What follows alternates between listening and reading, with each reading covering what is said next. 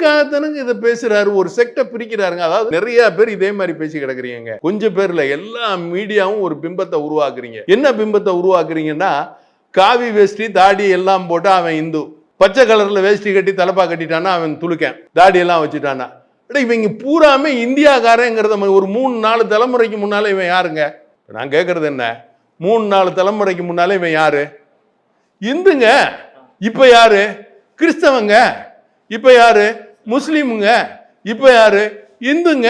கோயிலுக்கு போனா இந்து, சர்ச்சுக்கு போனா கிறிஸ்தவன், மசீதிக்கு போனா முஸ்லீம். யாருங்க இவங்க? எல்லாருமே இந்துங்க, இந்தியாக்காரங்க. இவன் எல்லாருமே யாரு? இந்தியாக்காரன். அப்புறம் என்ன பிரச்சனை உங்களுக்கு? எதுக்கு இதையே சொல்லிட்டு கிடக்குறீங்க? நான் இப்ப பேசுறது இந்த இறைவன் பேரால் எழுதி வச்ச சொத்துக்கு கணக்கு கொடுங்கப்பா, அது ஏழை எளிய மக்களுக்காக எழுதி வைக்கப்பட்டதுப்பா, அது எங்கப்பா, அதுக்கு விவரம் சொல்லுங்கப்பான்னு ஒரு பில்லு வந்தா, அந்த பில்லுக்கு விவரம் சொல்றோம், சொல்ல மாட்டோம், இல்ல யார் வச்சிருக்கோம், யார்கிட்ட இல்லைன்னு பதில் சொல்லுங்க.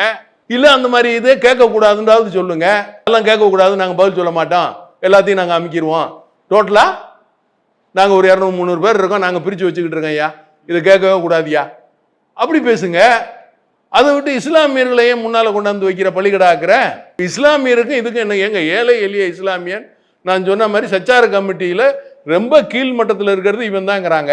அப்ப இந்த கீழ்மட்டத்தில் இருக்கவன் இவ்வளவு லட்சம் கோடிக்கு சொத்து வச்சிருக்காங்க. அம்பருக்கு தானே எழுதி வச்சிருக்கே. இறைவன் பேர்னா யாரு? அண்ணா என்ன சொன்னாரு? ஏழையின் சிரிப்பில். அப்ப அவன் தானே அவன். அப்போ அவன் சொத்தை எல்லாம் நீங்க வச்சுக்கிட்டு ஏன்டா அவனுங்களை இப்படி கஷ்டப்படுத்துறீங்க? இப்பவும் அவங்கள தான் கொண்டு முன்னால நிப்பாட்டுறீங்க. எதுக்கு? என்ன காரணம்? இல்ல என்ன தேவை இருக்கு?